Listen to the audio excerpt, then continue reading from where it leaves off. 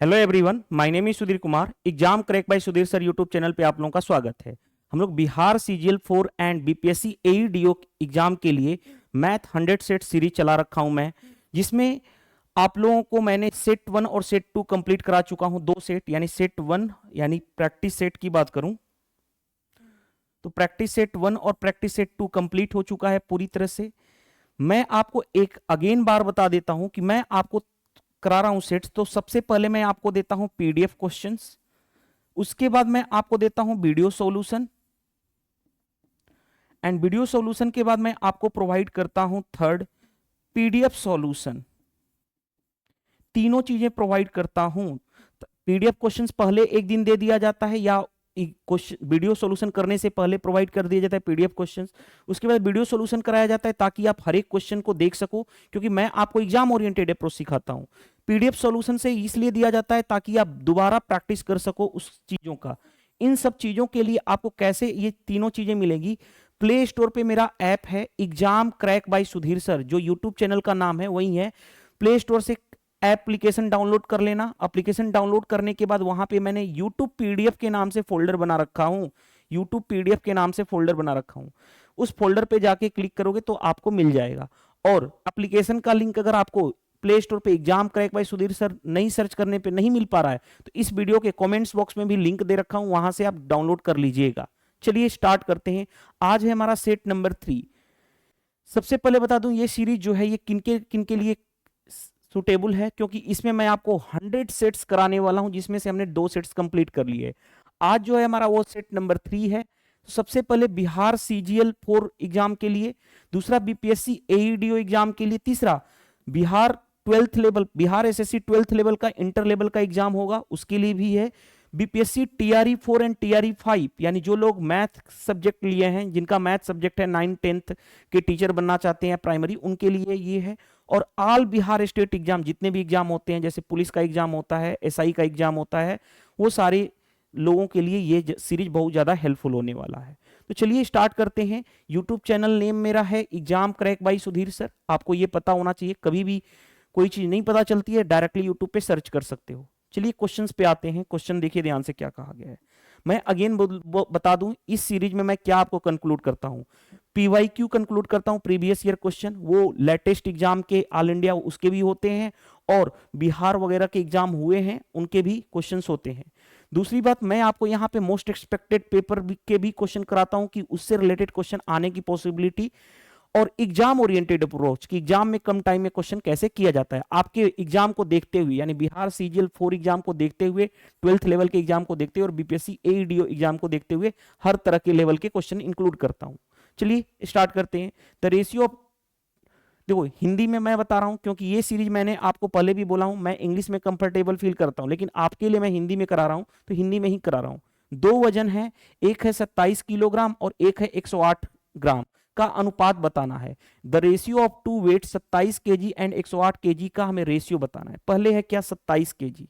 देखो जब भी हमें रेशियो निकालना हो, यानी जब भी हमें अनुपात निकालना हो तो यूनिट, यानी उनका यूनिट जो होना चाहिए वो सेम होना चाहिए। जैसे देखो ध्यान से, पहले ये 27 केजी है, दूसरा क्या है हमारे पास 108 ग्राम है, तो यूनिट सेम कर दो। सेम का मतलब क्या है, इसको ग्राम में कन्वर्ट कर लो या इसको किलोग्राम में, दोनों का यूनिट सेम होना चाहिए रेशियो निकालने समय। तो सेम बनाने के लिए क्या करोगे, 1 किलोग्राम का मतलब 1 किलोग्राम में कितना ग्राम होता है, 1000 ग्राम, तो इसको ग्राम में कर लिए। अब यहां पे क्या है 108 ग्राम, हमने यूनिट सेम कर लिया, हाँ जी, ग्राम से ग्राम कैंसिल हो जाएगा रेशियो में। अब देखो ध्यान से, 27 चौके कितना होता है 108, 1 से 30 तक टेबल यानी पहाड़ा याद होना चाहिए आपको। अब देखो यहां पे बचा 1000 और यहां पे बचा कितना 4, 4 से काटोगे 25 चौके 100 यानी 250, ये रहा /1, यानी यही हमारा आंसर आ जाएगा। तो ये बेसिक सा क्वेश्चन था। यहां पे क्यों लिया गया था, क्योंकि यूनिट से रिलेटेड क्वेश्चन पूछा जाता है, यूनिट का कन्वर्जन आपको जानना जरूरी है। यानी कोई भी रेशियो दिया जाए उसका हमें अनुपात बताना है तो सेम यूनिट में करना होता है, यानी यूनिट सेम रखना होता है। चलिए नेक्स्ट क्वेश्चन पे आते हैं। नेक्स्ट क्वेश्चन देखिए ध्यान से क्या कहा गया है। एक बस चलती हुई बस की दिशा में क्रमशः 3 घंटे पर किलोमीटर और 5 घंटे पर किलोमीटर गति से चलने वाले 2 व्यक्तियों को पार करती है। यानी भाई एक बस चल रही है, उसी बस की दिशा में क्रमशः जो आदमी चल रहे हैं, दो व्यक्ति चल रहे हैं जिनकी स्पीड 3 किलोमीटर पर आवर और 5 किलोमीटर पर आवर है, को उसको क्या करती है, चलती बस पार करती है। बस पहले व्यक्ति को 10 सेकंड में पार कर रही है और दूसरे व्यक्ति को 11 सेकंड में पार कर रही है, तो बस की गति बताओ। देखो ये एक्चुअल में यहां पे बस दे दिया गया है, कोई दिक्कत नहीं है। आप ट्रेन टॉपिक पढ़े होंगे, ट्रेन टॉपिक आपने पढ़ा होगा तो वहां पे आपको पता होगा। देखो ध्यान से, जब कोई भी ट्रेन किसको पार करे, आदमी को पार करे, तो क्या सिर्फ ट्रेन की लेंथ काउंट होगी या आदमी की? आदमी की लेंथ यानी आदमी की लंबाई काउंट नहीं होगी बल्कि ट्रेन की लेंथ काउंट होगी। तो अब बताओ, एक ही बस है, एक बस है, दो व्यक्ति को पार कर रहा है उसी डायरेक्शन में, सेम डायरेक्शन में। देखो ध्यान से, डायरेक्शन ऑफ मूविंग बस एट द स्पीड, यानी दोनों सेम डायरेक्शन में मूव कर रहे हैं, यानी जिधर बस चलती बस जा रही है उधर साइड आदमी जा रहा था उसको पार कर रही है, तो सेम डायरेक्शन का बात हो रहा है। तो अब बताओ, बस की लेंथ चाहे पहले आदमी को पार करे चाहे दूसरे आदमी को, बस की लेंथ तो बराबर है, बस की लेंथ तो इक्वल ही है, वो तो चेंज नहीं हो सकता। यानी हम दोनों सिचुएशन में, दोनों केस में बस की लेंथ यानी लेंथ को हम क्या करेंगे, कांस्टेंट रखेंगे यानी इक्वल कर देंगे। हाँ जी, आपको डिस्टेंस क्या होता है, डिस्टेंस इज इक्वल टू क्या होता है, स्पीड इनटू टाइम। सबसे बेस्ट अप्रोच बता रहा हूं, सिंपल एंड सबसे बेस्ट अप्रोच। देखो कैसे, लेंथ दोनों जगह बस की सेम है यानी दोनों के केस में बस की लेंथ सेम रहेगी। तो चलो देखो ध्यान से, लेंथ यानी डिस्टेंस, डिस्टेंस क्या होगा, स्पीड इनटू टाइम। बस की स्पीड मान लेता हूं x, सेम डायरेक्शन में, सेम डायरेक्शन में यानी सेम डायरेक्शन में यानी बस की ही दिशा में कहा गया है। सेम डायरेक्शन में क्या होता है, स्पीड माइनस होता है। बस की स्पीड x, पहला पर्सन की स्पीड कितनी, इतना, तो ये क्या हो गया, स्पीड इनटू टाइम, टाइम कितना लग रहा है 10 सेकंड ना। इसको स्पीड क्या है किलोमीटर पर आवर में, मीटर पर सेकंड बदलोगे 5/18 सेकंड, कितना टाइम लग रहा है 10 सेकंड में पार कर रहा है। आगे ये पहला वाला सिचुएशन हो गया। दूसरे वाले सिचुएशन में बताओ, यही बस दूसरे को कितने 11 सेकंड में पार कर रही है। तो देखो ध्यान से, बस की स्पीड x, सेम डायरेक्शन में स्पीड माइनस होगा, दूसरा बंदा कितना, दूसरा पर्सन 5 किलोमीटर की स्पीड से चल रहा है तो x minus 5 difference, same direction में डिफरेंस क्या होता है, स्पीड का क्या होता है, डिफरेंस लेते हैं। किलोमीटर पर आवर को मीटर पर सेकंड बदलने के लिए 5/18, टाइम, टाइम कितना लगेगा 11 सेकंड लगा है पार करने में, और दोनों जगह बस की लेंथ सेम यानी बराबर कर दो। बस यही चीजें समझाने के लिए मैंने इतना मेहनत किया, बाकी कोई दिक्कत नहीं है इस क्वेश्चन में। अब आते हैं, हमने कौन सा रूल अप्लाई किया, डिस्टेंस इज इक्वल टू इतना, सेम डायरेक्शन में स्पीड क्या होता है, डिफरेंस हो जाता है स्पीड का यानी चाल का। अपोजिट डायरेक्शन में जो चाल होती है वो ऐड हो जाती है, गति जो होती है वो ऐड होती है। अब देखिए ध्यान से, 5/18 से 5/18 कैंसिल, मल्टीप्लाई कर लो 10 से, 10x minus 30 is equal to, ये कितना हो गया 11x माइनस 55। हमें क्या चाहिए था, बस की स्पीड, बस की स्पीड x ही तो माने हैं, हम निकाल देते हैं। इधर जाएगा तो ये हो गया x, ये इधर आएगा तो प्लस हो जाएगा, तो -30 प्लस 55 यानी x की वैल्यू कितनी हो जाएगी 25।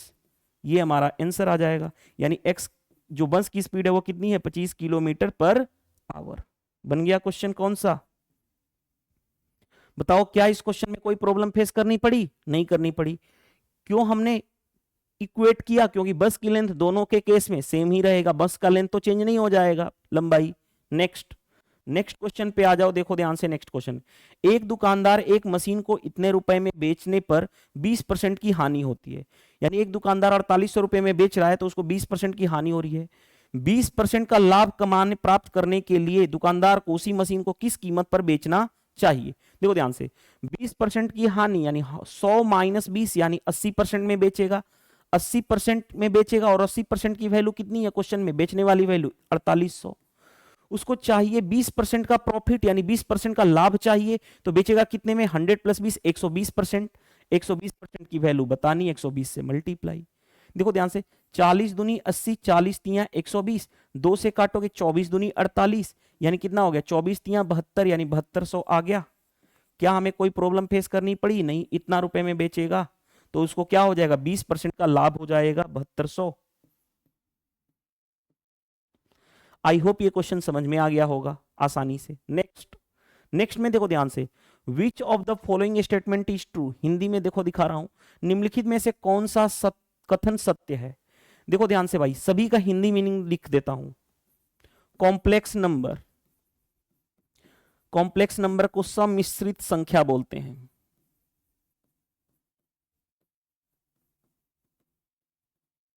Right. Real number, real number को हम बोलते हैं वास्तविक संख्या।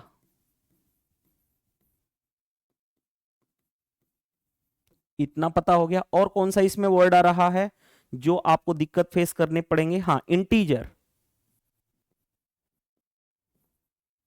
इंटीजर मतलब होता है पूर्णांक। तो अब किसी को हिंदी में दिक्कत नहीं होगी, मैंने सारा डाटा लिख दिया, ताकि इस क्वेश्चन का हिंदी अनुवाद करना मुश्किल था, फिर भी मैंने बता दे रहा हूं सारा कुछ कैसे। कौन सा कथन सत्य है? सबसे पहले बताओ, रियल नंबर के बारे में मैं बता रहा हूं। रियल नंबर जिसको हम बोलते हैं वास्तविक संख्या, रियल नंबर क्या होता है? माइनस इंफिनिटी से इंफिनिटी, कुछ भी नंबर रहे, रियल नंबर में सब कुछ आ जाएगा। कुछ भी नंबर ले लो, दुनिया का कोई भी नंबर ले लो, वो रियल नंबर कहलाता है, वो कहलाएगा रियल नंबर। ये तो समझ में आया। तो देखो ध्यान, सबसे पहले दूसरी बात, कॉम्प्लेक्स नंबर क्या होता है वो बता रहा हूं। कॉम्प्लेक्स नंबर, कॉम्प्लेक्स नंबर होता है a प्लस आयोटा b। आई जो सिंबल, ये जो डिनोट होता है, इसको हम बोलते हैं कॉम्प्लेक्स नंबर, राइट। और तीसरा, देखो ध्यान से, तीसरा होता है इंटीजर। इंटीजर्स क्या होता है? इंटीजर्स क्या होता है? इंटीजर्स होता है, आपको बताओ, देखो ध्यान से, माइनस इंफिनिटी से चलेगा, कहां तक जाएगा? -3, -2, -1, 0, उसके बाद 1, 2, 3 से लेके कहां तक जाओगे? इंफिनिटी तक। लेकिन डेसिमल वर्ड नहीं होगा इसमें। क्या है? हर दुनिया का हर नंबर ही रियल नंबर होता है। और ये 0 जो होता है, ना तो ये पॉजिटिव इंटीजर है, ना ही ये निगेटिव इंटीजर है, दोनों नहीं है। 0 नाइदर पॉजिटिव नॉर निगेटिव। ये जो होता है, ये वाला यहां से 1 से लेके इनफाइनाइट तक, 1, 2, 3, 4, ये फॉर्मेट हो, ये होता है पॉजिटिव इंटीजर। पॉजिटिव इंटीजर यानी धनात्मक पूर्णांक। और ये जो होता है, इसको हम बोलते हैं निगेटिव इंटीजर यानी ऋणात्मक पूर्णांक। अब क्वेश्चन में आ जाओ। सबसे पहले देखो ध्यान से, क्वेश्चन में देखो ध्यान से, कौन सा कथन सत्य है? पहले ऑप्शन देखो, पहला option, every real number is an integer. प्रत्येक वास्तविक संख्या एक पूर्णांक संख्या होगी? नहीं। क्यों नहीं होगी? रियल नंबर 0.25 ले लो, रियल नंबर है, लेकिन क्या ये पूर्णांक है? नहीं, क्योंकि इंटीजर जो है वो 1, 2, 3 को फॉर्म में है। तो सारे के सारे रियल, प्रत्येक रियल नंबर इंटीजर हो सकता है? नहीं। प्रत्येक वास्तविक संख्या पूर्णांक हो सकती है? नहीं। गलत हो गया। अब आगे बढ़ो। ऑप्शन बी देखो, every integer is a natural number. Every integer is a natural number? नहीं। क्यों नहीं? क्योंकि नेचुरल नंबर के बारे में बता देता हूं। देखो, नेचुरल नंबर, नेचुरल नंबर यानी प्राकृतिक संख्या। नेचुरल नंबर कहां से स्टार्ट होता है? नेचुरल नंबर स्टार्ट होता है 1 से, 1, 2, 3, 4, 5 अप टू कहां तक जाता है? इनफाइनाइट। तो देखो ध्यान से, क्या प्रत्येक पूर्णांक प्राकृतिक संख्या होगी? नहीं। क्यों? क्योंकि 0 क्या है? 0 इंटीजर है, 0 इंटीजर है, लेकिन 0 नेचुरल नंबर नहीं है। तो क्या प्रत्येक पूर्णांक क्या नेचुरल नंबर हो सकता है? नहीं। 0 नहीं है, इसीलिए ये गलत हो जाएगा। प्रत्येक पूर्णांक क्या नेचुरल नंबर हुआ? नहीं हुआ। ये नंबर सिस्टम का क्वेश्चन है। अब देखो ध्यान से, सबसे पहले बताओ, every complex number can be expressed in the form of real number. Hindi बता रहा हूं, क्या प्रत्येक सम्मिश्रित संख्या को रियल नंबर यानी वास्तविक संख्या के रूप में दर्शाया जा सकता है? नहीं। क्यों नहीं? सभी कॉम्प्लेक्स नंबर को रियल नंबर के फॉर्म में दर्शाया जा सकता है? नहीं। क्यों नहीं दर्शाया जा सकता? क्योंकि देखो ध्यान से, इसमें दुनिया का रियल नंबर का मतलब क्या है? दुनिया का हर नंबर रियल नंबर आएगा, क्योंकि माइनस इंफिनिटी से प्लस इंफिनिटी दुनिया का हर नंबर। तो क्या सारे कॉम्प्लेक्स नंबर को रियल नंबर में लिख सकते हो? नहीं, गलत है। लेकिन इसका उल्टा, क्या सारे रियल नंबर को, देखो सॉरी, क्या सभी कॉम्प्लेक्स नंबर को रियल नंबर में दर्शा सकते हो? नहीं। लेकिन सारे रियल नंबर को कॉम्प्लेक्स नंबर के फॉर्म में लिखा जा सकता है। यानी सभी प्रत्येक वास्तविक संख्या को किसमें? कॉम्प्लेक्स सम्मिश्रित संख्या में लिखा जा सकता है। हाँ जी, क्योंकि सभी कॉम्प्लेक्स नंबर को, सॉरी, सभी रियल नंबर है उसको क्या कॉम्प्लेक्स नंबर में लिख सकते हो? हाँ जी, क्योंकि कॉम्प्लेक्स नंबर में जो भी लिखोगे वो रियल नंबर का ही पार्ट होगा। तो इसीलिए सभी के सभी रियल नंबर को हम कॉम्प्लेक्स नंबर के फॉर्म में लिख सकते हैं, राइट। लेकिन सभी कॉम्प्लेक्स नंबर को हम रियल नंबर के फॉर्म में एक्सप्रेस नहीं कर सकते हैं, लेकिन सभी रियल नंबर को हम कॉम्प्लेक्स नंबर के फॉर्म में एक्सप्रेस कर सकते हैं, राइट। तो ये हमारा रहा ऑप्शन कौन सा? सी करेक्ट आंसर हो गया, राइट। चलिए नेक्स्ट क्वेश्चन, 1 मिनट कॉल आ रहा है, थोड़ा सा देख लेता हूं कॉल को, अर्जेंट है, रुक जाइएगा, थोड़ा सा रुक जाइएगा।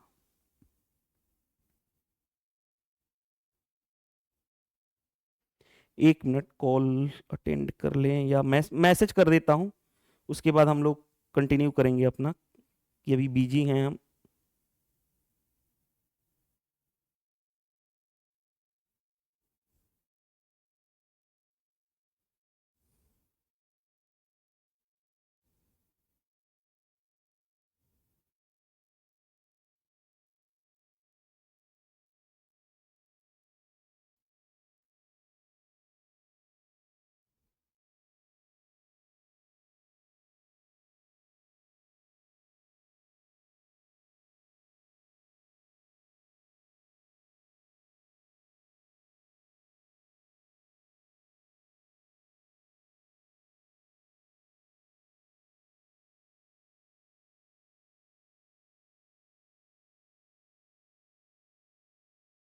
चलिए मैंने मैसेज कर दिया। क्वेश्चन पे आते हैं हम लोग। हमारा ये तो हो चुका, यानी सभी रियल नंबर को हम कॉम्प्लेक्स नंबर के फॉर्म में लिखा जा सकता है, सभी रियल नंबर, प्रत्येक रियल नंबर को, राइट। चलिए आते हैं हम लोग नेक्स्ट क्वेश्चन नंबर 5 पे आ जाओ। 5 में देखो ध्यान से क्या दिया गया है, संख्याओं इतना और इतना के योग और अंतर को जोड़ने पर प्राप्त संख्या है। देखो ध्यान से, संख्या कितनी है 3.03, दूसरा नंबर कितना है 2.05। पहले इनका योग यानी इन दोनों को ऐड करो, पहले केस में ऐड करोगे तो कितना हो जाएगा, देखो ऐड करने पे कितना होगा 5.08 ऐड करने पे हो गया। सबट्रैक्ट करोगे, सबट्रैक्ट ऐड करने पे ये आया, सबट्रैक्ट करने पे कितना आएगा, सबट्रैक्ट माइनस करोगे तो 13 में से 5 जाएगा 8, ये बचा कितना 9, 0.98 आ गया सबट्रैक्ट करने पे। हाँ जी, ऐड करने पे इतना, यानी ऐड करने पे, जोड़ने पे इतना, माइनस करने पे इतना आ रहा है। हमें क्या चाहिए, इन दोनों को योग और अंतर को जोड़ने पे। अब इन दोनों को ऐड करने पे क्या होगा, तो देखो ध्यान से, 8 8 16, 9 1 10, 5 और 1 6, 6.06 आ जाएगा आपका आंसर। तो इस तरह से हम ऐड कर लेते हैं जो क्वेश्चन का कंडीशन कहा। पहले कहा गया है ये दो नंबर को योग, योग यानी ऐड करो, उसका अंतर यानी अंतर डिफरेंस लो और उसको फिर जोड़ो, इन दोनों को जोड़ो तो आंसर कितना आएगा, इतना। तो इस तरह के स्टेटमेंट बेस्ड क्वेश्चन भी पूछे जाते हैं आपके एग्जाम में। नेक्स्ट में देखो ध्यान से, ये बेसिक सा क्वेश्चन हर कोई बना लेगा, ये किसी एग्जाम में पूछा हुआ था बिहार के, इसीलिए मैंने ले लिया। x equal to 2, y equal to 5, then हमें इसकी वैल्यू रखनी है, बस इसमें रखना था वैल्यू। x की जगह पे 2 तो 5 इंटू 2 इंटू वाई की जगह पे 5 माइनस वाई स्क्वायर यानी 25, 25 इंटू 2, 25 इंटू 2 50, 50 माइनस 25 यानी कितना हो जाएगा 25। ये तो हर कोई कर लेगा, ये तो सिंपल क्वेश्चन था इसीलिए मैंने ले रखा था। क्यों ले रखा था, क्योंकि ये एग्जाम में पूछा हुआ था। नेक्स्ट, अब देखो ध्यान से, अनिल और बलबीर, क्वेश्चन में देखो नेक्स्ट क्या दिया गया, अनिल और बलबीर एक कार्य को 3 दिनों में पूरा कर सकते हैं। ओके, अनिल और बलबीर एक कार्य को 3 दिनों में पूरा कर सकते हैं। उन्होंने एक साथ काम करना शुरू किया, लेकिन 2 दिन के बाद अनिल घायल हो गया और बलबीर ने कार्य को पूरा करने के लिए 2 दिन और 2 दिन लिए। बलबीर अकेले उस कार्य को कितने दिनों में पूरा कर सकता है, यही बताना है। कैसे डील करोगे, देखो ध्यान से, एक है अनिल, दूसरा है बलबीर, दोनों मिलकर के किसी काम को कितने दिन में कर सकते हैं, 3 दिनों में। तो मान लेता हूं टोटल वर्क कितना है 3, तो इफिशियंसी कितनी होगी, 3 को 3 से डिवाइड करोगे 1, यानी अनिल और बलबीर की मिला के इफिशियंसी कितनी हो गई, टोटल काम हमने 3 मान लिया, तो 3 को 3 से डिवाइड करोगे तो इफिशियंसी यानी क्षमता मिल जाएगी हमें, 1 आ गया। अब देखो दोनों ने मिलकर एक साथ काम किया, लेकिन 2 दिन के बाद अनिल घायल हो गया और उसने काम को छोड़ा है। तो 2 दिन तक तो साथ काम किए, 1 दिन में 1 काम, तो 2 दिन में 1 इंटू 2 यानी 2 काम उन्होंने डन कर दिया। टोटल काम था 3, 3 में से 2 डन हो गया, तो बचा कितना 3 माइनस 2 लेफ्ट, यानी कितना काम बचा 3 माइनस 2 यानी 1 काम बचा हुआ है। अब ये 1 काम बचा हुआ है कौन करेगा, एक काम को बलबीर करेगा, कितने दिनों में, 2 दिन और ले रहा था, तो बलबीर की इफिशियंसी निकल जाएगी। हाँ जी, इफिशियंसी कैसे निकलेगी, बलबीर कितना टाइम ले रहा है 2 दिन का, सॉरी बलबीर का काम कितना है 1, उसको कितना दिन में कंप्लीट करेगा 2 दिन में, तो इफिशियंसी कितनी हो जाएगी 1/2। इफिशियंसी होती क्या है, इफिशियंसी होती है वर्क अपॉन टाइम, ये आपको पता होना चाहिए, यानी काम को उसके समय से डिवाइड कर दो। तो बलबीर की इफिशियंसी मिल गई हमें, बलबीर अकेले कितने दिन में काम को कंप्लीट करेगा, तो बलबीर अकेले दिन कितने दिनों में काम करेगा, टोटल काम है कितना 3, बलबीर की इफिशियंसी से डिवाइड कर दो, डिवाइड करोगे तो 1/2, 2 ऊपर चला जाएगा, 3 × 2 यानी 6 डेज लगेंगे बलबीर को, अकेला काम करना होता तो 6 दिनों में पूरा काम कंप्लीट कर लेगा। इस तरह से क्वेश्चन टाइम एंड वर्क के पूछे जाते हैं, आसानी से क्वेश्चन कर लोगे अगर आपके कॉन्सेप्ट क्लियर हैं तो, राइट। नेक्स्ट में देखो ध्यान से क्वेश्चन क्या दिया गया है, किसी राशि पर 10% की दर से 2 वर्ष में वार्षिक रूप से संयोजित के लिए चक्रवृद्धि ब्याज और साधारण ब्याज के बीच का अंतर 50 है, तो वो राशि ज्ञात करना है, यानी प्रिंसिपल ज्ञात करना है। याद करो मैंने बताया था डिफरेंस 2 साल के लिए सिंपल इंटरेस्ट और कंपाउंड इंटरेस्ट और सिंपल इंटरेस्ट का डिफरेंस क्या होता है, फॉर्मूला PR/100 का होल स्क्वायर, यही बताया था डिफरेंस का फॉर्मूला 2 साल के लिए। तो एक तो पहले फॉर्मूला से करवा देता हूं, देखो ध्यान से फॉर्मूला से कैसे करोगे समझना बात को, ये फॉर्मूला 2 साल के लिए आपको पता होना चाहिए, मैंने बता चुका हूं कई बार। तो देखो डिफरेंस कितना है क्वेश्चंस में 50 इक्वल टू प्रिंसिपल, डिफरेंस है 50, प्रिंसिपल यानी राशि निकालना है, रेट ऑफ इंटरेस्ट यानी 10% है, 10/100 इसका होल स्क्वायर, 1 0 से 1 0 कैंसिल, यानी P × 1/10 का स्क्वायर यानी 1/100 यानी 50। तो प्रिंसिपल कितना हो जाएगा, मल्टीप्लाई कर लोगे इसका तो 5000 आ जाएगा आपका आंसर, ये आपका आंसर हो गया 5000। तो हमने पहला मेथड जो किया ये फॉर्मूला मेथड, दूसरा मैंने आपको ये बता चुका हूं, देखो ध्यान से 10% के बारे में बताया था, 10% के बारे में क्या बताया था, 2 साल के लिए, 3 साल के लिए और 4 साल के लिए, 4 साल के लिए, y मतलब ईयर यानी साल के लिए। कंपाउंड इंटरेस्ट का डाटा मैंने बताया था कि याद रख लेना, 2 साल के लिए कितना होता है 21%, 3 साल के लिए 33.1%, 4 साल के लिए 46.41%। अगर ये डाटा आपको पता होता तो देखो ध्यान से सिंपल इंटरेस्ट 1 साल में 10%, तो 2 साल में सिंपल इंटरेस्ट में डायरेक्टली मल्टीप्लाई 10 × 2 यानी 20%, 20% क्या आ गया सिंपल इंटरेस्ट, लेकिन sorry simple interest SI। Compound interest 2 साल में कितना होगा, कंपाउंड इंटरेस्ट हो जाएगा 2 साल में 21% कंपाउंड इंटरेस्ट, तो दोनों के बीच का डिफरेंस 20% और 21% का डिफरेंस 1% आ गया, किसका 1% निकालना है 1%। अब देखो ध्यान से दोनों में अंतर कितने का आया 1%, 1% की वैल्यू, 1% की वैल्यू क्वेश्चंस के अकॉर्डिंग 50 रुपया है, प्रिंसिपल निकालना है यानी मूल राशि निकालनी है, 100% की वैल्यू निकाल दो, 100 से मल्टीप्लाई यानी कितना हो जाएगा 5000। तो ये रहा हमारा मेथड सेकेंड। हर एक मेथड मैं आपको डिस्कस कर रहा हूं, ये डाटा आपको फिंगर टिप्स पे पता होनी चाहिए। कौन सा डाटा, देखो ध्यान से ये वाला डाटा आपको फिंगर टिप्स पे पता होना चाहिए, राइट। तो दूसरा मेथड ये रहा, पहला मेथड मैंने फॉर्मूला मेथड, दूसरा मेथड ये डिस्कस कर दिया।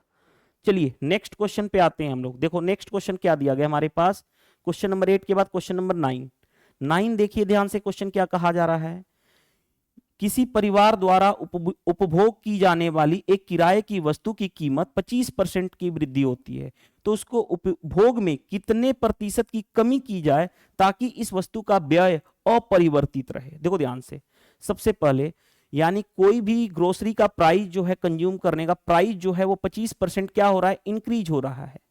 Then percentage should of consumption reduce कितना किया जाए, so that expenditure on this price items unchanged. देखो ध्यान से, एक्सपेंडिचर क्या होता है, प्राइस इनटू कंजम्पशन, एक्सपेंडिचर यानी कि व्यय, व्यय क्या होता है, प्राइस यानी कि कीमत, कोई भी सामान की कीमत, और ये कितना होता है कंजम्पशन यानी उपभोग। ये देखो ध्यान से, तो अगर एक्सपेंडिचर क्या होता है, प्राइस इनटू कंजम्पशन, देखो एक्सपेंडिचर रखना है कांस्टेंट यानी अपरिवर्तित, इसको चेंज नहीं करना है, तो प्राइस को बढ़ाओगे तो कंजम्पशन घटेगा, यानी प्राइस की कीमत को बढ़ाओगे तो उपभोग कम करना पड़ेगा, प्राइस की कीमत कम होगी तो उपभोग ज्यादा होगा। यही कॉन्सेप्ट होता है, ये समझाने के लिए मैंने बताया, एग्जाम में ये नहीं करना है। देखो ध्यान से, प्राइस बढ़ा, प्राइस 25% कितना होता है 1/4, प्राइस इंक्रीज मतलब प्लस, यानी प्राइस जो हो गया 4 पहले था, 1 बढ़ गया, यानी कितना हो गया 5। प्राइस 4 से 5 हो गया, क्योंकि एक्सपेंडिचर यानी व्यय को उतना ही रखना है, तो खर्च उपभोग कितना कम करना पड़ेगा 5 से 4 पहुंचने के लिए, कितना कम किया 1 आउट ऑफ 5, परसेंटेज में करना है 100 से मल्टीप्लाई, यानी कितना 20% उपभोक्ता को कम करना पड़ेगा, यानी कंजम्पशन को 20% कम करना पड़ेगा ताकि एक्सपेंडिचर सेम रहे। कौन सा answer? Option B correct answer हो गया। चलिए move to the next question. Next question देखो ध्यान से, नेक्स्ट क्वेश्चन के लिए भी बोर्ड मास रूल अप्लाई करोगे, क्वेश्चन बनेगा, राइट। लाइट आ चुका है, मैं एसी चला देता हूं, 1 मिनट। चलिए ध्यान से देखिएगा क्वेश्चन क्या दिया गया है, आपके स्क्रीन पे क्या कहा जा रहा है। भी बोर्ड मास रूल अप्लाई करेंगे इसमें। भी बोर्ड मास रूल के अकॉर्डिंग सबसे पहले ब्रैकेट पकड़ते हैं, ब्रैकेट को सोल्व करते हैं। तो ब्रैकेट ये रहा, इसको हम पहले सोल्व करेंगे। पहले 33 का 3 में भाग दूंगा तो कितना हो गया 11। उसके बाद मल्टीप्लाई रूल होगा, तो 9 दूनी 18 माइनस 7, और उसके बाद ब्रैकेट में 11 से भाग। पहले इसको सोल्व करता हूं। 18 11 कितना हो गया 29, 29 माइनस 7 यानी 22, 22 को 11 से भाग करूंगा तो कितना हो जाएगा, 2 बार में जाएगा, यानी कैंसिल होकर के 2 आ गया। फाइनली यहां से लेके यहां तक का हमारा आंसर कितना आ गया 2। अब देखो ध्यान से, अब यहां पे ब्रैकेट को पहले सोल्व कर रहा हूं, देखो ध्यान से, पहले यहां पे डिवीजन करूंगा, डिवीजन करूंगा तो कितना हो जाएगा 2 चौके 8, 2 साते 14, 47 होगा, माइनस का बाहर, ये प्लस का इसके साथ ही रहा। आगे बढ़ते हैं, इन दोनों को ऐड करूंगा तो 9 7 16 यानी 96 हो गया, 96, उसके साथ 2 है, और 7 प्लस 5 माइनस 2। अब मल्टीप्लाई करेंगे, पहले देखो इसका मल्टीप्लाई करने जा रहा हूं, ध्यान से समझना क्वेश्चन क्या दिया गया है, ध्यान से समझना। इसका इसमें मल्टीप्लाई करोगे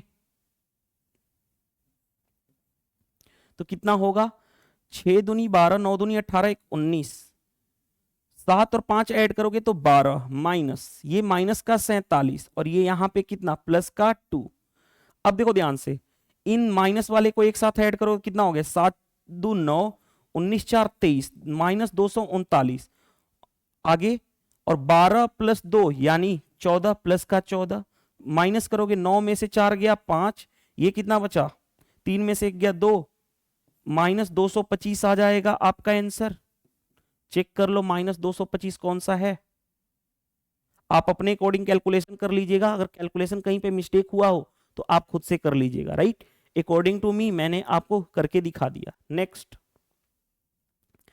नेक्स्ट देखो ध्यान से, इस क्वेश्चन को सोल्व करना है। देखो क्या दिया गया है, 2/5 ये दे रखा है, हिंदी वाला देखो ध्यान से, 2/5 ऑफ 350 प्लस 250, हिंदी में कार है इसका मतलब मल्टीप्लाई, इंग्लिश में क्या होता है वही ऑफ होता है, ऑफ मल्टीप्लाई 30% यानी 30/100। 5 से काटोगे 70, 70 दूनी 140, प्लस देखो 1 0 से 1 0, 1 0 25 तिया 75, यानी कितना हो गया 14 7 21, 210 प्लस 5 यानी 210 प्लस 5 यानी 215, ये हमारा आंसर हो जाएगा। तो इस तरह से भी बेसिक से बेसिक क्वेश्चन, ये भी आपके एग्जाम में पूछा हुआ क्वेश्चन था, बेसिक सा, राइट।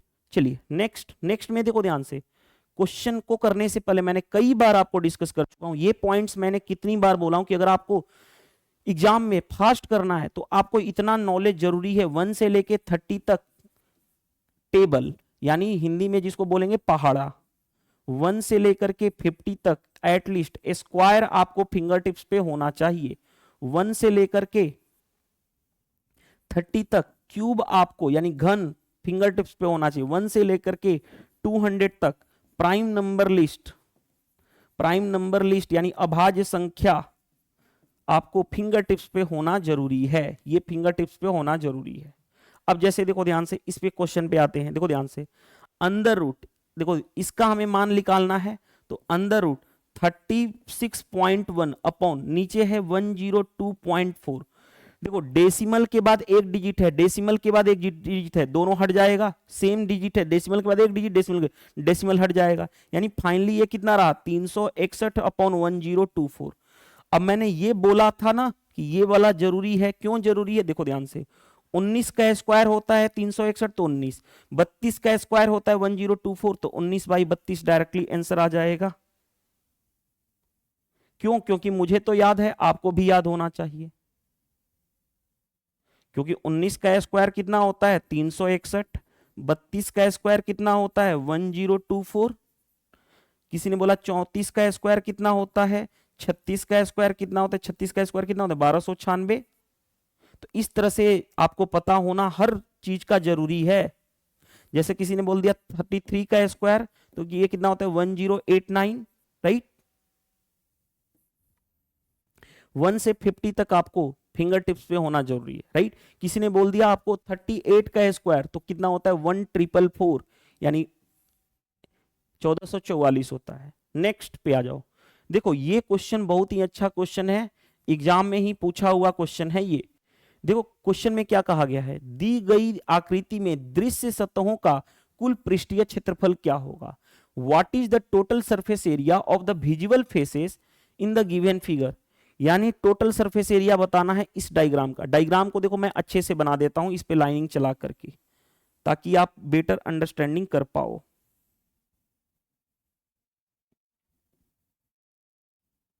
मजा आने वाला है। देखो इस तरह के क्वेश्चन कभी भी रहेंगे ना, आपसे प्रॉब्लम नहीं क्रिएट होगा अगर आप मेरे सॉल्यूशन यानी कॉन्सेप्ट के अकॉर्डिंग चलोगे तब।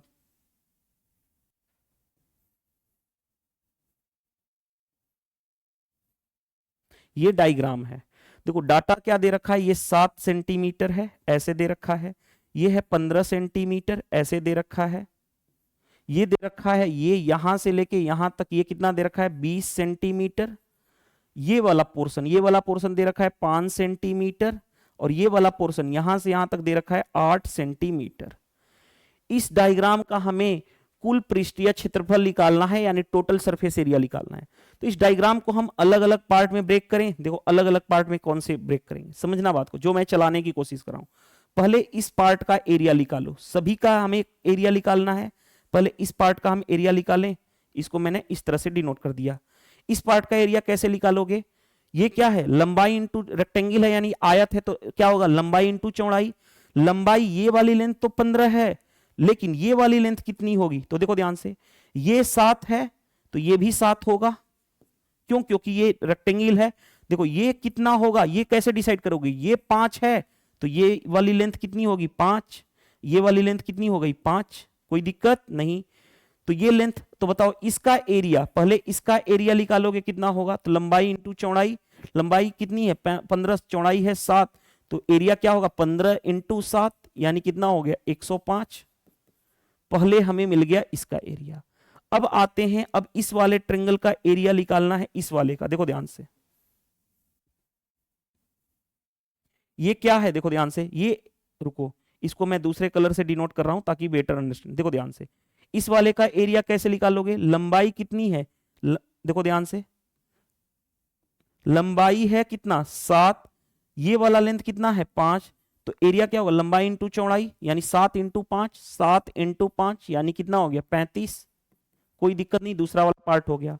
अब तीसरा वाला पार्ट किसका एरिया निकालेंगे, देखो ध्यान से, मैं यहां पे इस तरह से कर रहा हूं, ध्यान से देखना। ये देखो इस वाले का एरिया, इस वाले का एरिया निकालना है, इसको मैं दूसरे कलर इस वाले कलर से डिनोट कर रहा हूं। देखो ध्यान से, ग्रीन वाले पार्ट का। देखो समझना बात को, कैसे निकालोगे, कैसे निकालोगे वो समझना। देखो यहां से लेके यहां तक लेंथ कितनी है 8, जितना ये लेंथ उतना ही लेंथ ये होगा 8, ये लेंथ 5 है तो ये भी लेंथ कितनी होगी 5 होगी, कोई दिक्कत नहीं। देखो ध्यान से, अगर ये लेंथ जितना है 8 है उतना ही लेंथ ये भी होगा, यानी यहां से लेके यहां तक कितना होगा, यहां तक 8 होगा। टोटल देखो ध्यान से, टोटल ये लेंथ यहां से लेके यहां तक 15 है, ये यहां से लेके यहां तक 8 है, तो यहां से 15 माइनस 8 करोगे तो यहां से यहां तक ये लेंथ 7 हो जाएगा। तो देखो ध्यान से, ये 7 रहा, सॉरी 15 माइनस 8, राइट 7 रहा, ठीक है। तो 7 इंटू 5 दो बार आ गया यार, ये तो रुको 1 मिनट, 15 ये रहा, रुक जाओ, टोटल है 15, यहां से लेके यहां तक 8 हो गया, तो ये कितना हो गया 7। तो देखो ध्यान से, ये कितना हो जाएगा 7 इंटू 5, क्योंकि ये देखो ध्यान से, ये लेंथ 7 है, ये लेंथ 7 है। अच्छा, अरे रुको रुको रुको रुको रुको, यहां पे मिस्टेक है, क्या है, क्योंकि ये वो यही वाला पोर्शन हो गया ना। रुक जाओ रुक जाओ, अरे यार मिस्टेक हो गया, रुक जाओ, ये नहीं हो सकता ना। देखो रुको रुको, ये डायग्राम रुको, ये जितना लेंथ है उतना लेंथ ये है ना 8, ये 8 है। रुको, तो ये जितना लेंथ होगा उतना ही लेंथ ये होगा, ये 8 होगा। तो ऊपर वाला यहां से कितना होगा 7, तभी तो 8 7 15 होगा, ठीक है। तो इस वाले का एरिया कितना होगा, लंबाई इंटू चौड़ाई, चौड़ाई ये कितना है, जितना ये लेंथ है उतना ही लेंथ ये है 5। तो कितना हो गया 8 इंटू 5 यानी कितना हो गया 40, ये रहा। अब चलो, अब इस वाले डायग्राम में आता हूं इस वाले डायग्राम के लिए, देखो ध्यान से, इस वाले डायग्राम के लिए।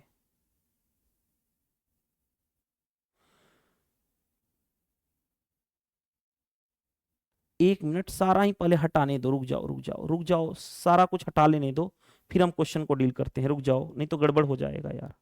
रुक जाओ रुक जाओ, सारा कुछ ही हटा लेता हूं, रुक जाइएगा,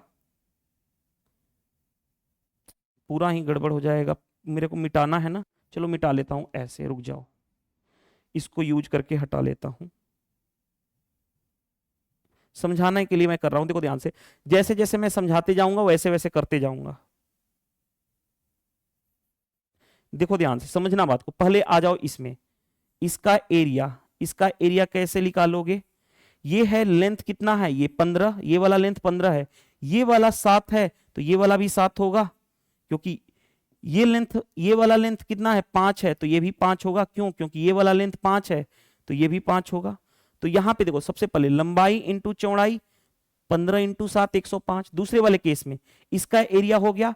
अब इस वाले में आते हैं, इस वाले में एरिया क्या होगा, लंबाई इंटू चौड़ाई यानी 7 इंटू 5 यानी 35। तीसरा इस केस में आ जाओ, इस वाले केस की अब बात करने जा रहा हूं। इस वाले का एरिया कैसे निकालोगे, इस वाले का एरिया, तो देखो ध्यान से कैसे निकालोगे, समझना बात को।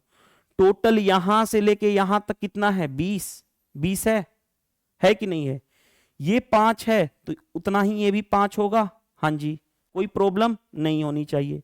देखो ध्यान से, ये 8 है तो ये भी लेंथ 8 होगा, हाँ जी। तो देखो ध्यान से, हमें ये तो मिल गया, चौड़ाई मिल गई, ये लंबाई अभी यहां से यहां तक कितना है ये नहीं पता चल रहा है। टोटल देखो ध्यान से, टोटल है 20 यहां से लेके यहां तक। देखो ध्यान से, अगर मैं इस लेंथ की बात करूं तो ये लेंथ कितना है, ये 7 है तो ये भी 7, तो ये वाला लेंथ टोटल 20 है, यहां से लेके देखो यहां से यहां तक 20 है, ओके, यहां से लेके यहां तक 20 है, ये 7 है, ये 7 है, तो यहां से लेके यहां तक कितना हो जाएगा, 13 7 20 होगा, हाँ जी, तो 13 हो जाएगा, हाँ जी।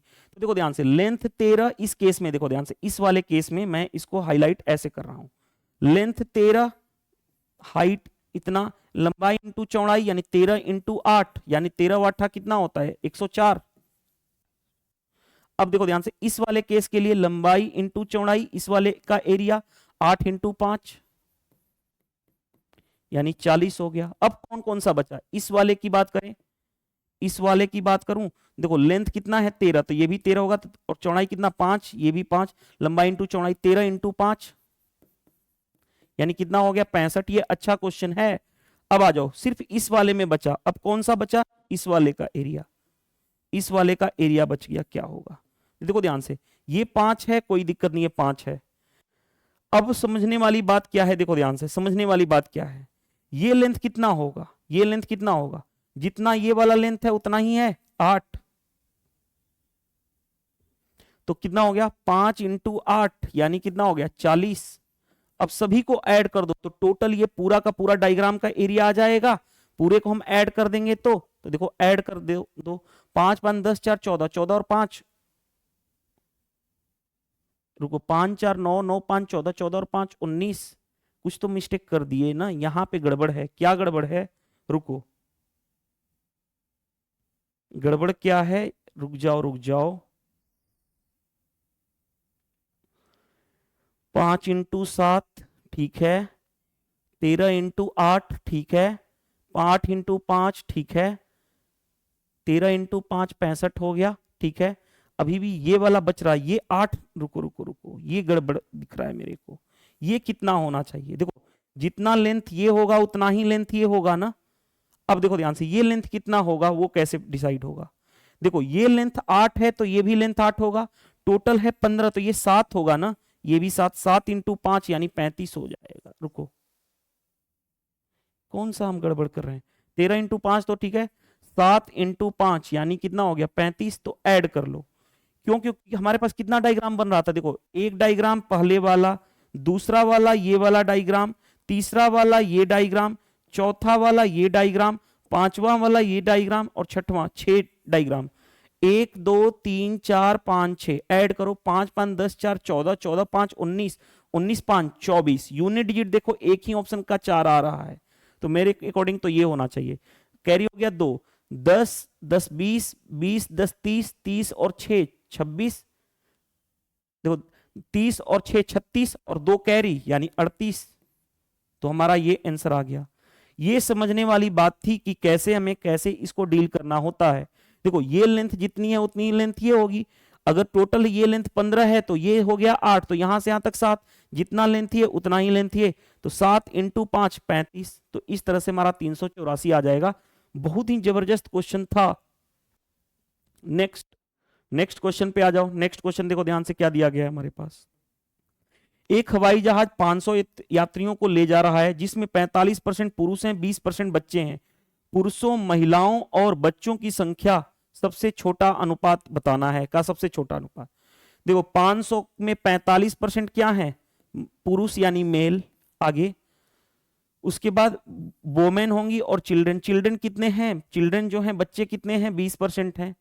टोटल कोई भी चीज 100% होता है, 45 और 20 कितना हो गया 65, तो बच गया 100 माइनस 65 यानी 35% क्या होंगी वोमेन, और इन्हीं का रेशियो निकालना है, इन्हीं का रेशियो निकालना है। रेशियो लोएस्ट फॉर्म में सबसे कम छोटा अनुपात में, परसेंटेज से सभी percentage cancel, percentage percentage percentage, 5 से काटने जा रहा हूं, 5 9 45, 5 7 35, 5 चौके 20, यानी ये हमारा आंसर आ जाएगा आसानी से। देखो इजिली हमारा बन गया, ये रहा हमारा आंसर 974 बन गया। नेक्स्ट देखो ध्यान से, नेक्स्ट क्या है, 14 के बाद 15 पे आते हैं। क्या दिया गया, अनिल अकेले एक कार्य को 6 दिनों में पूरा कर सकता है, भूषण अकेले इसे 8 दिनों में पूरा कर सकता है। अनिल और भूषण ने चमन की मदद से 3200 रुपए में कार्य का बीड़ा उठाया। 3 लोग, अनिल, भूषण और चमन ने तीनों ने मिलकर के 3200 रुपए का कार्य का बीड़ा उठाया। उन्होंने 3 दिनों में कार्य को पूरा किया, 3 दिनों में कार्य को पूरा किया। इस कमाई में चमन का हिस्सा कितना होगा? देखो ध्यान से, सबसे पहले बताओ, अनिल है, दूसरा कौन है, भूषण है।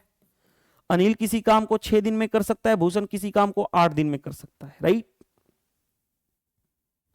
अब देखो 8 दिन में कर सकता है, तो बताओ सबसे पहले दोनों का एलसीएम, टोटल वर्क कितना होगा, 6 और 8 का एलसीएम 24, 24 को 6 से डिवाइड करोगे 4, 24 को 8 से डिवाइड करोगे 3।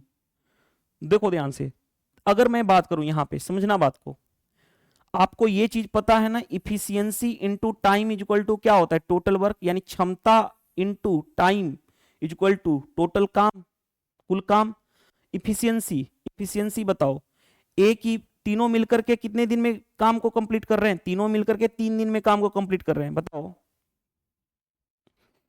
तीनों मिलकर के 3 दिन में काम कंप्लीट कर रहे हैं, टाइम कितना लगा 3, तीनों की मिला के इफिशियंसी 4 3, 4 + 3, चमन का इफिशियंसी सी मान ले रहा हूं, टोटल काम कितना है 24, 3 से काटोगे 8 हो गया, यानी 7 प्लस चमन की इफिशियंसी इक्वल टू 8, तो चमन की इफिशियंसी कितनी होगी 8 - 7 यानी 1, यानी चमन की इफिशियंसी 1 आ गई। पैसा जो है, रुपया जो है, देखो ध्यान से हमेशा याद रखना, रुपया जो बंटता है वो हमेशा उनकी इफिशियंसी के अकॉर्डिंग बटेगा, यानी इफिशियंसी कितनी है, किसका किसका इफिशियंसी, अनिल की, भूषण की और चमन की इफिशियंसी। अनिल की इफिशियंसी कितनी है 4, भूषण की 3 और चमन की कितनी 1, ये रहा। इसी रेशियो में पैसा बटेगा, टोटल पैसा देखो ध्यान से, 4 3 7 और 1 8, टोटल 8 यूनिट की वैल्यू, क्वेश्चन के अकॉर्डिंग पैसा कितना है 3200, हमें चमन का हिस्सा 1 यूनिट की वैल्यू बतानी, 1 से मल्टीप्लाई, यानी कितना, चमन की पैसा कितना है 400 रुपया, यानी चमन का हिस्सा कितना आ गया 400 रुपया। तो ये अच्छा, ये भी क्वेश्चन था टाइम एंड वर्क का, वेजेस से रिलेटेड यानी मजदूरी से रिलेटेड क्वेश्चन था। नेक्स्ट देखो ध्यान से क्या दिया गया हमारे पास, शकीला को 540 रुपए में एक मशीन का पुर्जा बनाने पर 10% की हानि होती है। 10% का लाभ प्राप्त करने के लिए शकीला को उसी पुर्जे को किस कीमत पर बेचना चाहिए? राइट, क्या कहा गया है, देखो ध्यान से, कि शकीला 540 रुपए में किसी मशीन को बेचने पे 10% की हानि हो रही है। 100 माइनस 10 यानी 90% में बेच रही है। 90% की वैल्यू बेचने वाली है कितनी? 540। उसको क्या चाहिए? 10% का लाभ, तो कितने में बेचेगी? 100 प्लस 10, 110% की वैल्यू निकालनी है। 110 से मल्टीप्लाई, 10 से 10 कैंसिल, 9 से 6 बार में 11 इंटू 6 यानी 660, यानी ये हमारा आंसर आ जाएगा 660। ध्यान दीजिएगा, 660 कौन सा हो गया? Option C correct answer, right. चलिए नेक्स्ट क्वेश्चन पे आते हैं। देखिए नेक्स्ट क्वेश्चन क्या दिया गया हमारे पास, which of the following is not a rational number, यानी निम्नलिखित में से कौन एक परिमेय संख्या नहीं है। देखो ध्यान से, मैं अगर बात करूं आपसे रेशनल नंबर, रेशनल नंबर यानी जिसको हम हिंदी में बोलते हैं परिमेय संख्या। परिमेय संख्या क्या होता है? जिसको हम P बाई क्यू के फॉर्म में लिख सकते हैं, वो क्या कहलाता है? परिमेय संख्या। जैसे 4 को लिख सकता हूं 4/1, हाँ तो ये परिमेय संख्या है। जैसे मैंने बोल दिया कि 5/3 क्या है? परिमेय संख्या। लेकिन अगर रूट में 16 है तो ये भी जिसका रूट से बाहर निकाल सकते हैं एग्जैक्ट वैल्यू, वो भी परिमेय संख्या होगा। लेकिन अगर मैं √5 बोलूं तो √5 का बाहर निकल सकता है? नहीं, तो ये क्या होगा? नॉट परिमेय संख्या। जैसे देखो यहां से 3 का स्क्वायर अंडर रूट 3 का स्क्वायर 9, 4 का square 16, under root 25, under root 25 से बाहर निकल जाएगा 5, तो क्या 5 को 5/1 लिख सकता हूं? तो ये P बाई क्यू के फॉर्म में लिख दिया, परिमेय संख्या है। हाँ जी, तो ये नहीं हो सकता है आंसर, क्योंकि नॉट चाहिए। अब देखो ध्यान से, अंडर रूट, ये देखो ध्यान से 1296 है, 12.96 है, इसको मैं लिख सकता हूं अंडर रूट 1296 अपॉन, नीचे लिख दूंगा, डेसिमल हटाऊंगा तो 100। 1296 किसका स्क्वायर होता है? 36 का स्क्वायर, तो 36/10 यानी लिख सकते हो कितना? 6, कितना 2 से काटो 18, 2 से 5, P बाई क्यू के फॉर्म में लिख दिए, तो ये रेशनल नंबर होगा। रेशनल नहीं चाहिए हमें। अब देखो ध्यान से, अंडर रूट 125, अंडर रूट 125 को हम बाहर एग्जैक्ट निकाल पाएंगे क्या? इसका रूट हमें पता है, एग्जैक्ट नहीं पता है। नहीं पता है तो ये क्या होगा? यही इरेशनल नंबर हो जाएगा। √900 का बाहर निकल जाएगा कितना? 30, तो ये क्या हो जाएगा? 30 को लिख सकता हूं 30/1 P बाई क्यू के फॉर्म में लिख दिए, तो ये रेशनल नंबर होता है P बाई क्यू के फॉर्म में, लेकिन Q नॉट इक्वल टू 0 होना चाहिए। रेशनल नंबर का यही कंडीशन होता है, Q क्या होना चाहिए? Not equal to 0। तो देखो ध्यान से, हमारे पास बन गया ये क्वेश्चन। कौन सा आंसर होगा? और 125। 1 मिनट फोन को साइलेंट कर देता हूं यार, आज बहुत ज्यादा परेशान करने लगे लोग। चलिए देखिए ध्यान से, ये समझ में आ गया। चलो नेक्स्ट क्वेश्चन में आ जाओ। देखो ध्यान से क्या दिया गया, एक कमरे का आयतन एक कमरे का आयाम 2 मीटर, 3 मीटर और 4 मीटर है। तो उसी कमरे में इतना मीटर एंड इतना मीटर माप वाले कितने घनाभ रखे जा सकते हैं? नंबर ऑफ घनाभ कितने रखे जा सकते हैं? तो जो कमरा का वॉल्यूम होगा, यानी कमरा का आयतन क्या होगा? घनाभ की बात करूं, घनाभ यानी जिसको हम बोलते हैं क्यूबॉइड, इसका जो वॉल्यूम यानी आयतन होता है वो LBH होता है। तो ऊपर वाले का वॉल्यूम, कमरे का वॉल्यूम, तो लंबाई चौड़ाई ऊंचाई यानी 2 × 3 × 4, और जिस डायमेंशन का हमें कमरे में माप रखना है उसका वॉल्यूम, तो ये तीनों का मल्टीप्लाई 1/2 × 1/3 × 1/4। अब देखो ध्यान से, 2 × 3 × 4 ये तो रहा, 1/, है ऊपर चला जाएगा, 2 × 3 × 4 ये ऊपर चला जाएगा, ये तीनों, तो ये रहा। तो देखो ध्यान से, 2 × 2 2 का स्क्वायर 4, 3 × 3 3 का स्क्वायर 9, 4 × 4 4 का स्क्वायर 16। अब देखो ध्यान से, 16 9 कितना होता है? 144, 144 × 4 मल्टीप्लाई कर लो, 4 चौके 16, 14 चौके 56, 1 57, 576 आपका आंसर आ जाएगा। चेक कर लो 576 कौन सा आंसर है, तो वो है ऑप्शन ए। कितने हाउ मेनी, क्या कहा गया, कितने माप वाले कितने घनाभ बनाए जा सकते हैं? तो वो 576, यानी कमरे के वॉल्यूम से उसका जो माप है उसका वॉल्यूम डिवाइड कर दोगे तो क्वेश्चन बन जाता है। नेक्स्ट, एक छात्र को मनोविज्ञान में पास होने के लिए 20% अंक की आवश्यकता थी। ओके, उसने 10% अंक प्राप्त किए और 20 अंकों से फेल हो गया, तो पासिंग मार्क्स बताना है। ये इस तरह के क्वेश्चन कभी भी दिक्कत नहीं फेस करोगे, कॉन्सेप्ट की क्लियरिटी है तो। कैसे, देखो ध्यान से। सबसे पहले पास वाला दोनों साइड का पास वाला पॉइंट, यानी दोनों का पास वाला क्या कर दोगे, सेम कर दोगे। कैसे, देखो ध्यान से। एक स्टूडेंट्स ने कितना परसेंट मार्क्स लाया, 10% मार्क्स लाया। फेल कितना से हो गया, 20 अंक से। अगर ये 20 अंक इसमें जोड़ दूं तो ये पास हो जाएगा, और पास होने के लिए उसको कितना चाहिए, 20%। दोनों जगह दोनों साइड का पास वाला हम इक्वेट कर दिए। हाँ जी, अब इसको मैं इधर लेके जाऊंगा तो 20% माइनस 10%, 10%, 10% की वैल्यू 20 मार्क्स के बराबर है।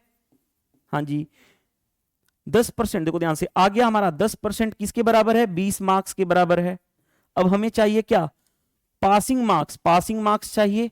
पासिंग मार्क्स कितना है, पासिंग मार्क्स 20%, तो 20% की वैल्यू निकाल दो। 20% की वैल्यू कैसे निकालोगे, यहां पे 2 गुना, तो यहां भी 2 गुना कर लो, यानी कितना हो गया, 40 मार्क्स।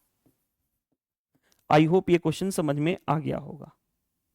कभी भी गलत नहीं होता है, पासिंग साइड दोनों साइड का बराबर कर दोगे, कभी भी गलत नहीं होगा।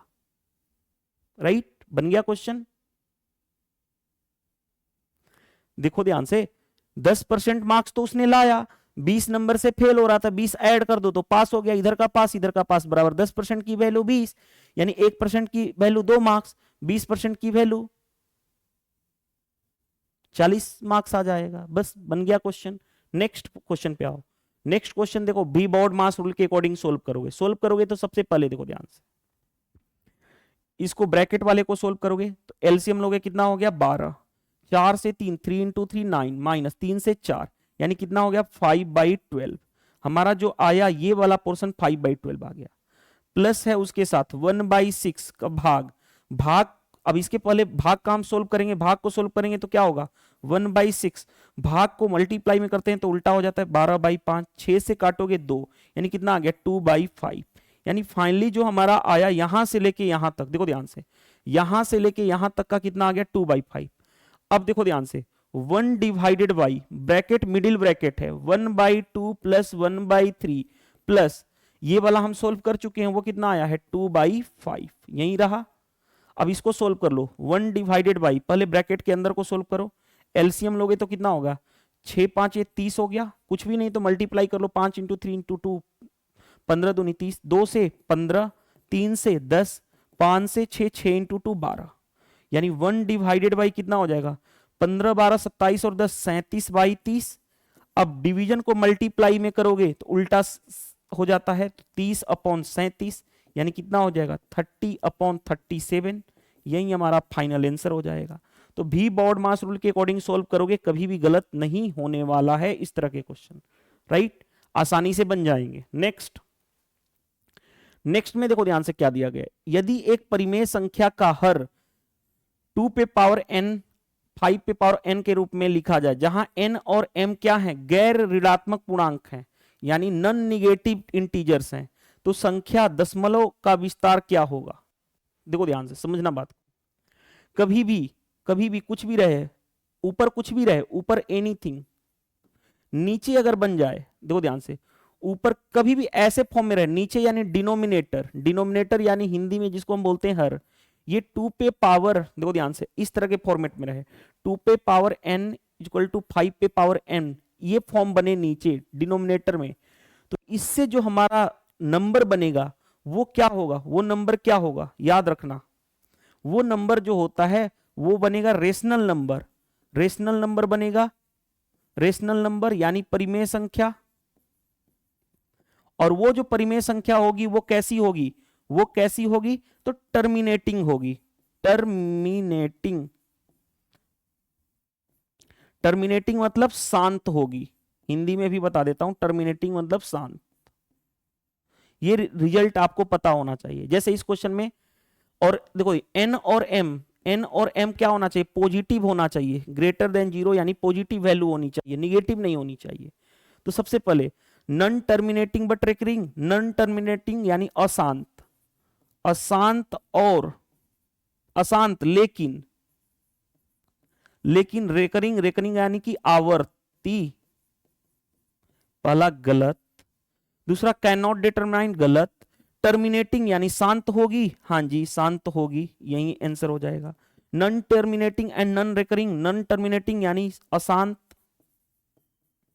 और नॉन रिकरिंग यानी अनावर्ती।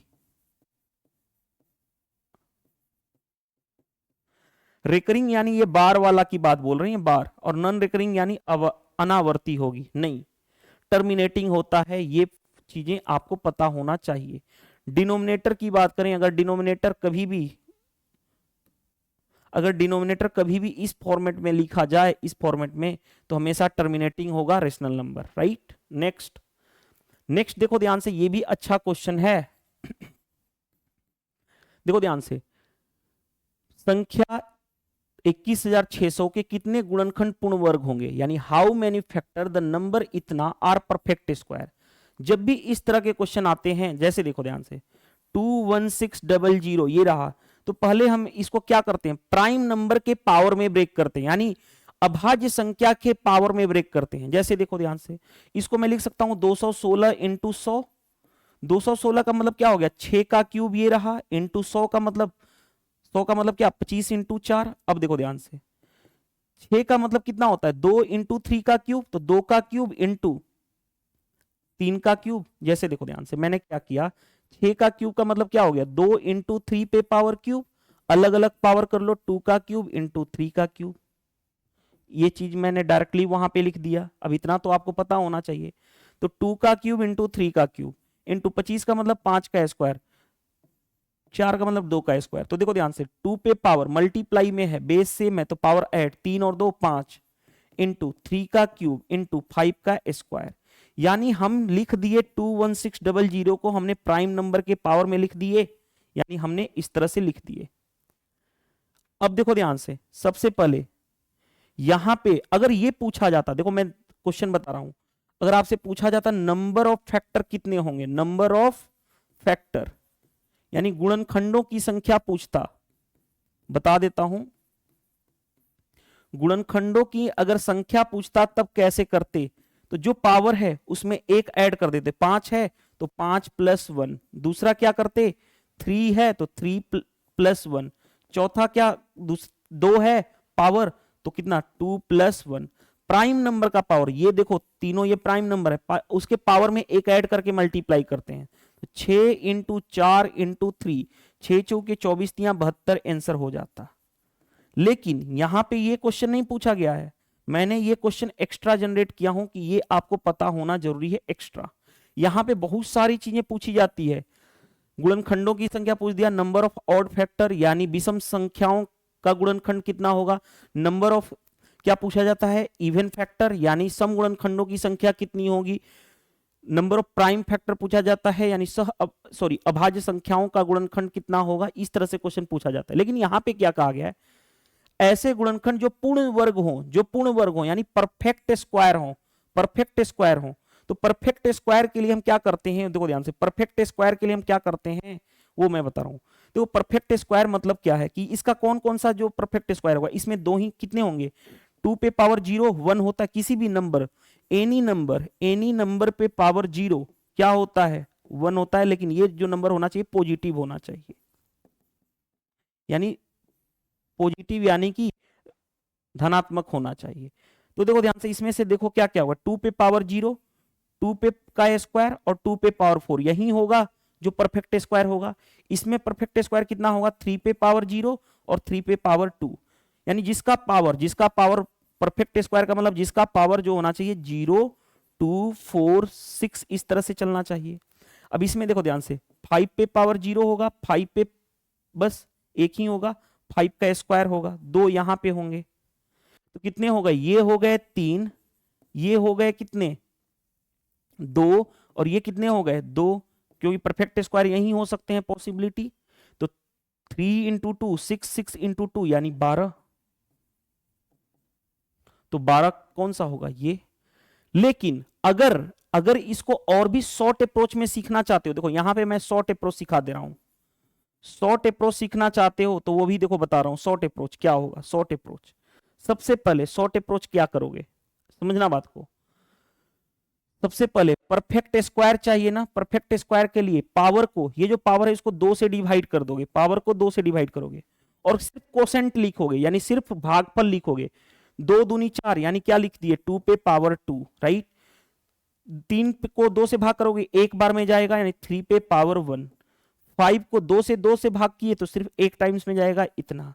अब मैंने क्या बताया था, नंबर ऑफ फैक्टर इस तरह से निकालते हो, तो ये परफेक्ट स्क्वायर के लिए कर सकते हो, परफेक्ट स्क्वायर के लिए सिर्फ ये शॉर्टकट बता रहा हूं। तो देखो ध्यान से, पावर 2 है तो एक बढ़ा दो, पावर 1 है तो एक बढ़ा दो, पावर 1 है तो एक बढ़ा के मल्टीप्लाई कर दो, 3 दूनी 6 दूनी 12। तो मैंने कॉन्सेप्ट से भी सिखा दिया, उस तरह से भी सिखा दिया, आंसर पे इफेक्ट नहीं आने वाला है। तो ये क्वेश्चन अच्छा पूछा गया था, राइट। नेक्स्ट क्वेश्चन पे आ जाओ। याद रखना, exterior angle of any polygon, यानी किसी भी बहुभुज के बाहरी कोणों का योग कितना होता है, यानी sum of all exterior angle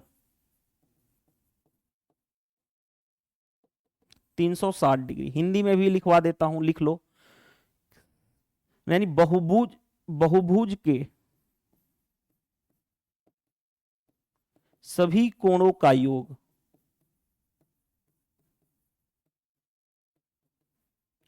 कितना होता है 360 डिग्री। ये तो रिजल्ट होना चाहिए।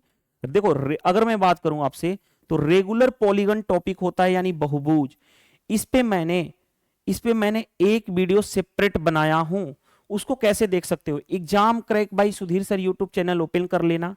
ओपन करने के बाद प्लेलिस्ट में चले जाना, मोस्ट इंपॉर्टेंट टॉपिक हमने रेगुलर पॉलीगन टॉपिक पढ़ा रखा हूं मैंने, उसमें बहुत सारे क्वेश्चन थ्योरेटिकल सब कुछ करा रखा हूं। मेरे को लगता है कि 1 घंटे की वीडियो या आधे घंटे की है, उसके बाद आपको एक भी क्वेश्चन नहीं छूटेगा। जैसे मैंने वहां पे फॉर्मूला बताया, interior angle plus exterior angle का सम होता है 180 डिग्री। नंबर ऑफ साइड कितना होता है 360 अपॉन प्रत्येक एक्सटीरियर एंगल कितना होता है 360 डिग्री अपॉन n। ये सारी चीजें मैंने बता चुका हूं। और सम ऑफ ऑल इंटीरियर एंगल बता रखा था n-2 into 180 degree. Number of diagonal वहां पे बता रखा हूं n इंटू n-3/2। ये सारी चीजें मैंने अलग अलग फॉर्म में डिस्कस कर चुका हूं वहां पे, तो ऑलरेडी वहां पे डिस्कस कर लेना, चेक कर लेना, सारा कुछ, एक भी क्वेश्चन नहीं छूटेगा। उसको आधे घंटे या 1 घंटे की वीडियो जरूर देख लेना, मेरा सजेशन है ये।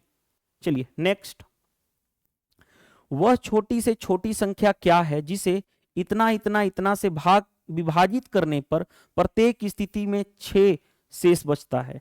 तो इस तरह के क्वेश्चन कल भी आए थे। मैंने बोला था कि पहले हम इसका एलसीएम लेते हैं, 12, 21 और 35 का हम क्या लेंगे एलसीएम। कैसे एलसीएम लोगे, तो देखो ध्यान से, एलसीएम कैसे लोगे, सबसे पहले बड़ा नंबर पकड़ो, इन तीनों में बड़ा नंबर कौन होगा ये, तो एलसीएम में 35 लिख दो। अब देखो ध्यान से, अभी से 21 की बारी आती है। 21 को लिख सकते हो 7 इंटू 3, 7 इसमें ऑलरेडी है, 3 नहीं है तो 3 से मल्टीप्लाई। अब 12 को लिख सकते हो 4 इंटू 3, 3 तो ऑलरेडी यहां पे आ चुका, 4 नहीं है तो 4 से मल्टीप्लाई, यानी ये कितना हो जाएगा 35 चौके कितना होता है 5 चौके 20, 4 तियां 12 2 14 इंटू 3, यानी कितना हो गया 14 तियां 42, 420। तो एलसीएम जो आया, देखो ध्यान से, एलसी जो नंबर जो होगा वो क्या होता है एलसीएम इंटू के प्लस प्रत्येक केस में जो रिमाइंडर बच रहा है वो उसको हम ऐड कर देते हैं इतना, तो ये हमारा फाइनल नंबर होता है। अब देखो ध्यान से, नंबर क्या हो जाएगा, एलसीएम कितना आ गया 420 इंटू के प्लस रिमाइंडर प्रत्येक केस में शेष कितना बच रहा है 6।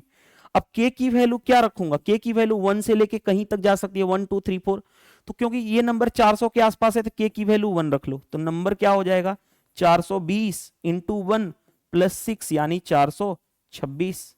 तो यही आपका आंसर हो जाएगा। इस तरह से क्वेश्चन हम डील कर लेते हैं। रुको, 426 कौन सा है देख लो, बन गया क्वेश्चन। नेक्स्ट पे आ जाओ। नेक्स्ट देखो ध्यान से, डीआई का क्वेश्चन है। डीआई का क्वेश्चन क्या कहा गया है, ध्यान से पढ़ना।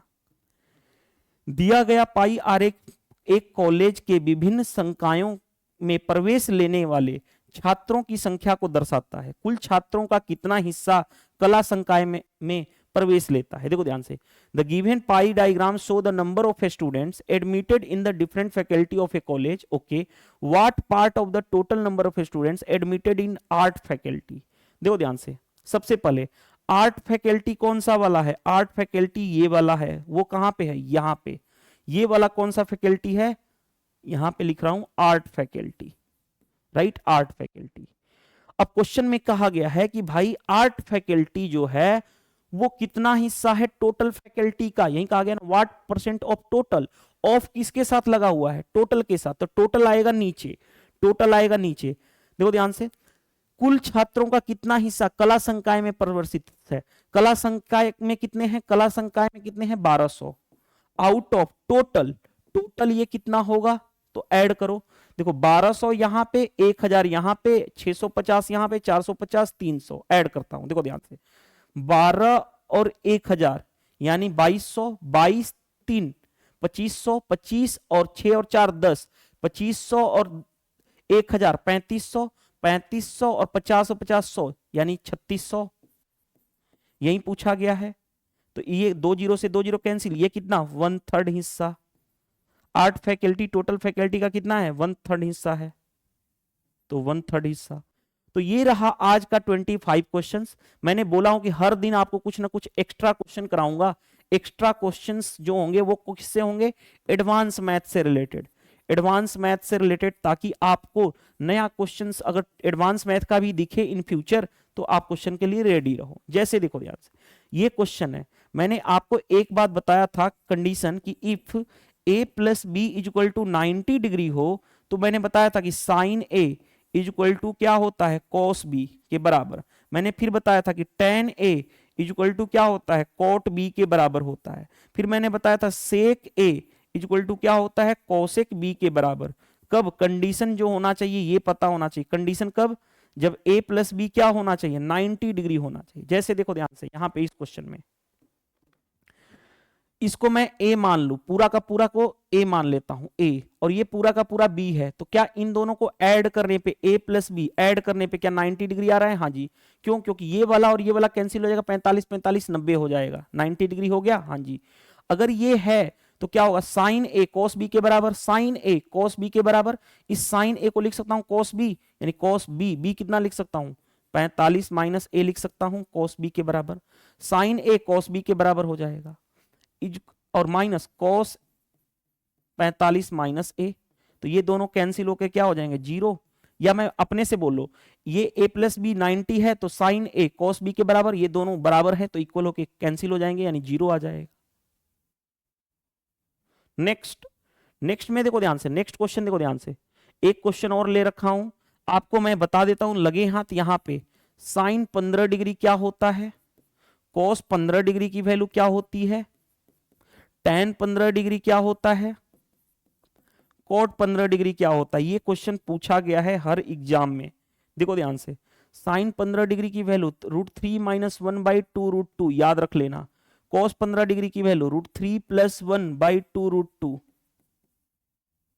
Right, tan 15 degree 2 minus √3, cot 15 degree 2 plus √3, ये आपको फिंगर टिप्स पे पता होना चाहिए, अगर नहीं पता है तो याद रख लो ये। अब जैसे देखो ध्यान से, साइन 15 डिग्री की वैल्यू क्या होगी √3 माइनस 1/2 √2, कौन सा पूछ दिया, पहला वाला ही पूछा है। तो इस तरह से हमने बहुत ही आसान वे में सारे के सारे आज के सेशन के क्वेश्चन कर लिए। अब देखो ध्यान से, आपको पीडीएफ क्वेश्चंस चाहिए प्लस उसके साथ साथ पीडीएफ सॉल्यूशन भी चाहिए, तो आप क्या कर सकते हो, प्ले स्टोर में जाना, अपने मोबाइल के सर्च कर लेना exam crack by Sudhir sir, और ये आपको लोगो दिखेगा, वहां से एप्लीकेशन को डाउनलोड कर लेना।